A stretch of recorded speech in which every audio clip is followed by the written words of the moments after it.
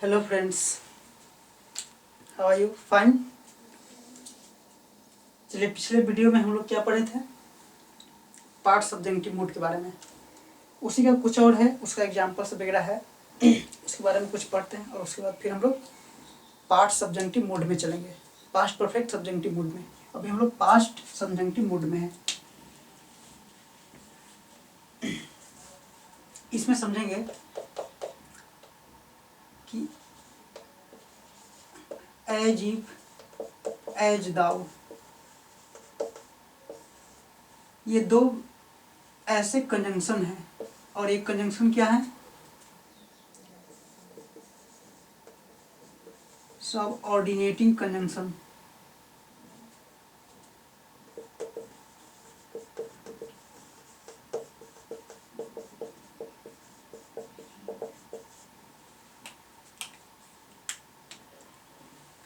As if या as दाउ, ये दो सब ऑर्डिनेटिंग कंजंक्शन है। इससे भी पार्ट सब्जेक्टिव मोड का निर्माण होता है। आप इसका मतलब होता है seems to be. Seems to be, seems to be means प्रतीत होता है, ऐसा लगता है। अब इसको एग्जाम्पल से हम लोग समझते हैं। जैसे समझिए, सी बिहेव्स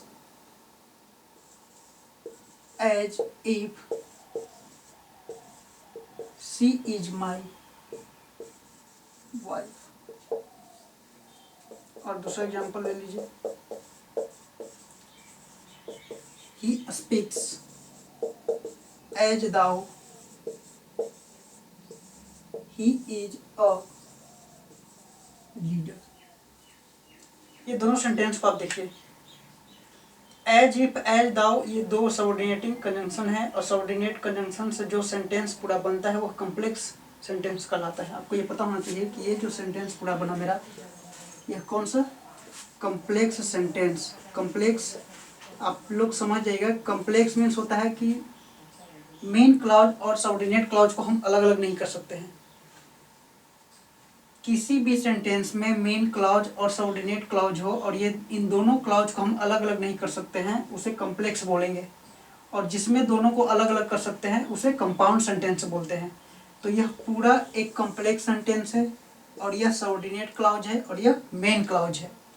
ठीक है, अलग इसलिए नहीं कर सकते हैं कि यह सबऑर्डिनेट कंजंक्शन है जो एक दूसरे पर सपोर्ट है। आपको ऐसे समझना है कि सबऑर्डिनेट मीन्स होता ही है कि एक दूसरे पर सपोर्ट है। अब इसमें से एक सेंटेंस को हम अलग नहीं कर सकते हैं, एक दूसरे का ये सबऑर्डिनेट है। यही यदि यह सेंटेंस कोऑर्डिनेट होता तो कोऑर्डिनेट मीन्स हम दोनों सेंटेंस को अलग अलग कर सकते हैं। कोऑर्डिनेट जो सेंटेंस होता है उसमें दोनों सेंटेंस को हम अलग अलग कर सकते हैं। समझे बात को? जैसे देखिए, हम आपको बोले थे कभी पिछले कोई वीडियो में शायद बताए होंगे कि फैन बॉयज जो होता है, फैन बॉयज, इससे जो भी सेंटेंस बनेगा यह फैन बॉयज कंजंक्शन है तो यह कोऑर्डिनेट बनता है। कोऑर्डिनेट मीन्स इसको हम अलग अलग कर सकते हैं। जैसे आप एक छोटा सा एग्जांपल समझ लीजिए कि he is poor but honest. इस सेंटेंस में बी है तो बी फॉर बट, तो बट एक कंजंक्शन है और कौन सा? कोऑर्डिनेट। ही इज पुअर, अब इसको अलग अलग हम कर सकते हैं, ही इज पुअर और he is honest. He is poor, he is honest. तो अब ये पूरे एक सेंटेंस को कोई पूछे कि यह कौन सा सेंटेंस है तो यह है कंपाउंड। और यह कौन सा सेंटेंस है? कॉम्प्लेक्स। कंपाउंड मीन्स ये दोनों को हम अलग अलग कर सकते हैं, कॉम्प्लेक्स मीन्स हम अलग अलग सेंटेंस को नहीं कर सकते हैं। कंपाउंड मिश्रण वगैरह इसमें पढ़े होंगे आप लोग केमिस्ट्री में, जो निश्चित अनुपात में उसको मिलाने से बनता है उसको हम अलग अलग कर सकते हैं किसी भी विधि से। लेकिन जो मिश्रण होता है, कॉम्प्लेक्स होता है, उसे हम अलग अलग नहीं कर सकते हैं। तो यह कॉम्प्लेक्स और वह कंपाउंड। क्यों? क्योंकि इसमें सबऑर्डिनेट कंजंक्शन है और इसमें कोऑर्डिनेट कंजंक्शन होता है। खैर वो कंजंक्शन की बात थी, उसमें विस्तार से समझेंगे। अभी फिलहाल हमें समझना है मोड। एज इफ, वो ऐसे बिहेव करती है जैसे मानो वह मेरी पत्नी हो। सिम्स टू बी मतलब ऐसा लगता हो, मानो वो ऐसे बिहेव करती है जैसे वह मानो वह मेरी पत्नी हो। तो एज इफ एक पार्ट सब्जेक्टिव मूड दर्शाता है। और पास्ट सब्जेंटिव में क्या, किस चीज का विचार किया जाता है, प्रेजेंट का इमेजिनरी सिचुएशन का, समझे बात को। तो इसमें वर्ब की सेकेंड फॉर्म हमें आना चाहिए और वो भी क्या, वर। इसमें आ जाइए, he speaks as though, as if लिखिए, एज दाउ लिखें, कोई दिक्कत नहीं है। As though, he is a leader, तो इज नहीं, ही वर अ लीडर, ठीक है। तो प्रेजेंट सब्जेंटिव मूड में कुछ वर्ड्स होते हैं, कुछ वर्ड जैसे विश के बारे में पढ़े, कुछ कंजंक्शन होते हैं और कुछ फ्रेजेज होते हैं, जैसे it is time, it is high time, it is opportunity, high opportunity, about time, ये सब। तो इन सब से जो भी सेंटेंस बनेगा वह सेंटेंस कॉम्प्लेक्स सेंटेंस हो या कंपाउंड हो, तो वह एक मूड का निर्माण करता है, मूड वाले सेंटेंस बनेगा उससे, टेंस वाला नहीं, मूड वाला।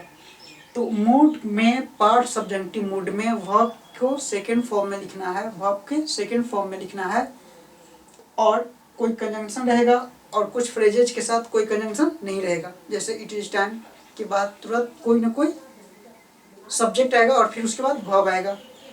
Would rather, would sooner, O that, if only, ये सब भी हम लोग पढ़े, ये सब पार्ट सब्जेंटिव मूड का ही एक पार्ट है, ठीक है। अब इसके बाद आता है एक लास्ट हम लोग का है पढ़ने के लिए, पास्ट परफेक्ट सब्जेंटिव मूड, उसे भी समझ लेते हैं।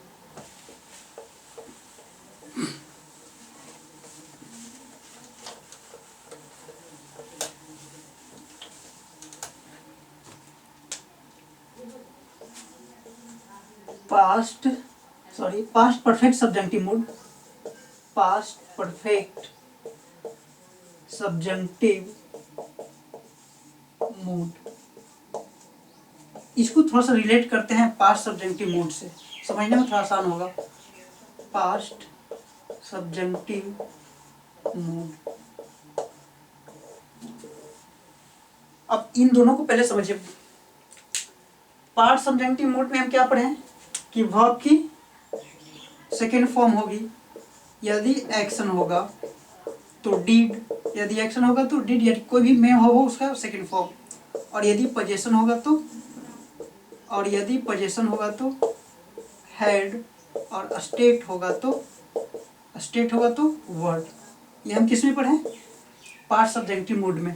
पास्ट परफेक्ट सब्जेक्टिव मूड क्या कहता है कि इसमें हेल्पिंग वर्ब होगी और वर्ब की थर्ड फॉर्म होगी, और यदि एक्शन होगा तो हैड, और वर्ब का कोई भी मेन हो उसकी थर्ड फॉर्म, और यदि पोजीशन होगा तो पोजीशन में आपको हैड प्लस हैड लगाना हो, और यदि स्टेट ऑफ बीइंग हो तो उसमें हैड और प्लस बीइंग का यूज करना है आपको, याद रखिएगा। पास्ट सब्जेक्टिव मूड में वर्ब को इस तरह से ऐड करना है, पास्ट परफेक्ट सब्जेक्टिव मूड में वर्ब को इस तरह से ऐड करना है, और पास्ट सब्जेक्टिव मूड में वर्ब को इस तरह से जो हम लोग पढ़ चुके हैं, ठीक है। और अभी जस्ट जो सेंटेंस हम लोग पढ़े एज इफ, एज दाउ के बारे में, उसका प्रयोग इसमें भी होता है पास्ट परफेक्ट सब्जेक्टिव मूड में। तो इसमें हम कुछ एग्जांपल देके आपको समझाते हैं उससे।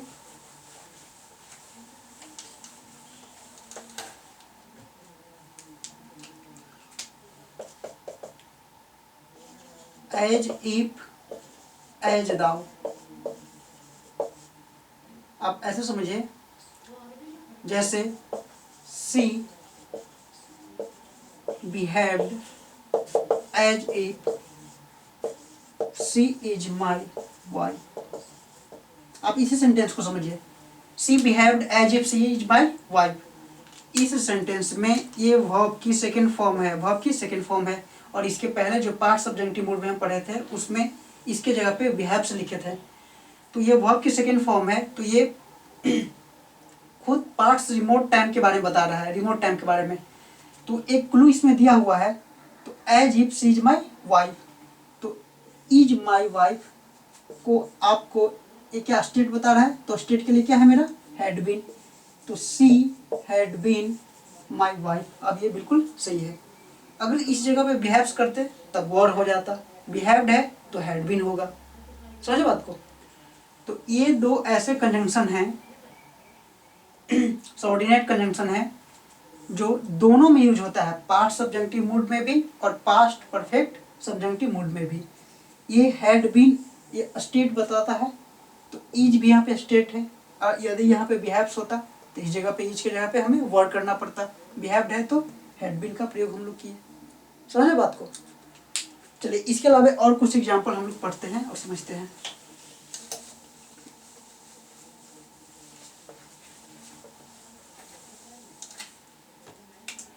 जैसे हम लोग पढ़े थे ओह डैट, और पढ़े थे वुड सूनर, और पढ़े थे हम लोग वुड रेदर, इफ ओनली। ये सब हम किस में पढ़े थे? पार्ट सब्जेक्टिव मूड में। तो ये सब जितने भी सारे आपको फ्रेज दिख रहे हैं, इसका भी प्रयोग हम पास्ट परफेक्ट सब्जेक्टिव मूड में करेंगे। आप एक एग्जांपल से हम आपको समझाते हैं। I would rather you won the race yesterday. ठीक है, अब इसमें समझिएगा। I would rather you won the race yesterday. यदि यस्टरडे नहीं होता तो यह सेंटेंस बिल्कुल सही है। वन भी लिख सकते हैं या शुड हैव वन लिख सकते हैं, ये दोनों सही होता, जो हम लोग पिछले वीडियो में पढ़ चुके हैं। यस्टरडे से यह हमें पता चला कि यह जो जीतने का कार्यक्रम है वो रिमोट टाइम को दर्शा दिया, यानी पहले की कहानी हो गया। तो यस्टरडे आप ऐसे समझिए, देखिए एकदम ठेठ हिंदी में समझिए। यदि ये वुड रेदर ये सब जितना भी सारा है सब क्या दर्शाता है? विश, यानी इच्छा। समझ बात को? क्या दर्शाता है? विश या इच्छा। विश दर्शाता है। आप ऐसे समझिए, अभी प्रेजेंट टाइम में हमें कुछ बनना था।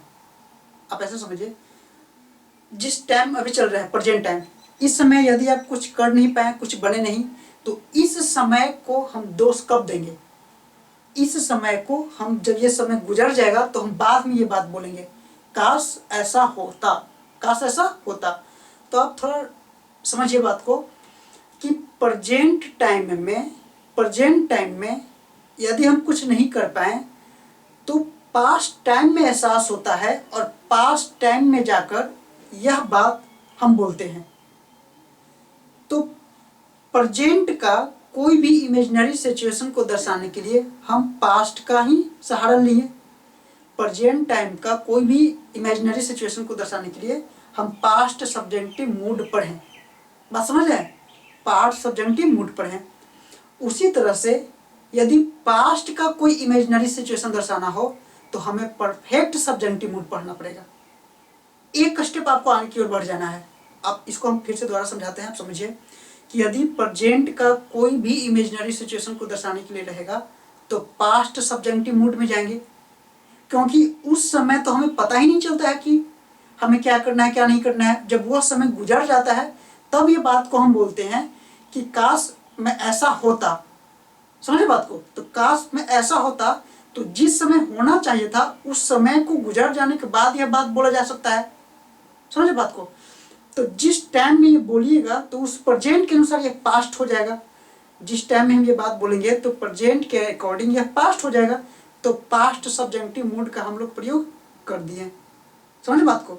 और यदि पास्ट का ही विश दर्शाने के लिए रहे तो हमें पास्ट परफेक्ट सब्जेक्टिव मूड का यूज करना पड़ेगा। आप ऐसे समझिए,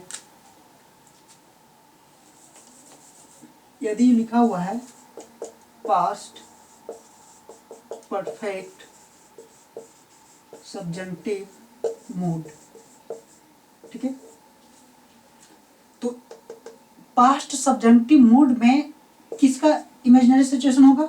तो पास्ट का। किसका? पास्ट का। पास्ट का इमेजिनरी सिचुएशन को हम दर्शाएंगे। पास्ट परफेक्ट में किसका? पास्ट का। और पास्ट सब्जेक्टिव मूड में किसका दर्शाते थे? प्रेजेंट का, प्रेजेंट टाइम का। आप वीडियो देखिएगा, उसमें इस चीज को बताया हुआ है बहुत अच्छे से। प्रेजेंट टाइम का इमेजिनरी सिचुएशन को दर्शाने के लिए हम पास्ट सब्जेक्टिव मूड का यूज करते हैं, और पास्ट का इमेजिनरी सिचुएशन को दर्शाने के लिए हम पास्ट परफेक्ट सब्जेक्टिव मूड का यूज करेंगे। क्लियर है? बस उसी तरह से इसमें आ जाइए, I would rather I won the race yesterday. अब ये खुद पास्ट में है तो आपको वोन नहीं, आपको करना पड़ेगा हैड ओन, क्योंकि हमें किस में जाना है, पास्ट परफेक्ट में जाना है। तो यह पास्ट परफेक्ट सब्जेंटिव मोड ये बना। क्यों बना, इसके वजह से। यदि यह टाइम पास्ट का नहीं ना होता तो वोन बिल्कुल सही था। यदि यह पास्ट का टाइम नहीं होता तो वोन बिल्कुल सही था। अब उसी तरह से और देखिए एग्जाम्पल आपको हम समझाते हैं। आई विश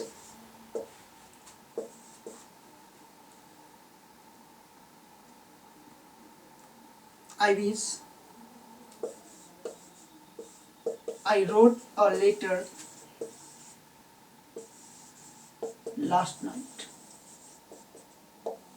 ठीक है, इसमें क्या लिखे, wish, I wrote a letter last night. यह लास्ट नाइट पास्ट का सिंबल है, पास्ट टाइम को दर्शा रहा है, तो इसके अकॉर्डिंग रोट नहीं, इस जगह पे क्या हो जाएगा, हैड रिटेन। बात को समझ आए, वर्ब, हेल्पिंग वर्ब और वर्ब की थर्ड फॉर्म। इसमें विश नहीं कर देना है, ये भी याद रखिए। ये अगर ये डी इसमें लगाया तो यह गलत हो जाएगा। अब कैसे, हम विश पास्ट में नहीं कर सकते हैं। हम ये बात तो अभी नहीं बोल सकते हैं, प्रेजेंट में ना, प्रेजेंट में बोल सकते हैं, लेकिन पास्ट में हमें बनना चाहिए था, पास्ट में हम बनना चाहते थे और प्रेजेंट में बोले। समझे बात को, प्रेजेंट में ये बात बोल रहे हैं और बोलने कब, तो ये दोनों टाइम गुजर जाने के बाद, ये दोनों टाइम गुजर जाने के बाद। तो उसी तरह से इस जगह पे विश ही रहेगा, विश नहीं करना है, विश ही रहेगा। अभी बिहेव्ड वाला हम लोग जो एग्जाम्पल पढ़ रहे थे उसमें बिहेव नहीं करना है, उसको हमेशा हर हाल में वर्ब की सेकंड फॉर्म में रखना है, लेकिन इसमें सेकंड फॉर्म नहीं करेंगे। समझे बात को, और इधर वर्ब की थर्ड फॉर्म हो जाएगी, हेल्पिंग वर्ब हो जाएगी। और अभी आप लिखे थे इस जगह पे कि एक्शन होगा तो हैड प्लस वर्ब की सेकंड फॉर्म, पोजीशन होगा तो हैड और स्टेट होगा तो हैड प्लस बीन। समझे बात को।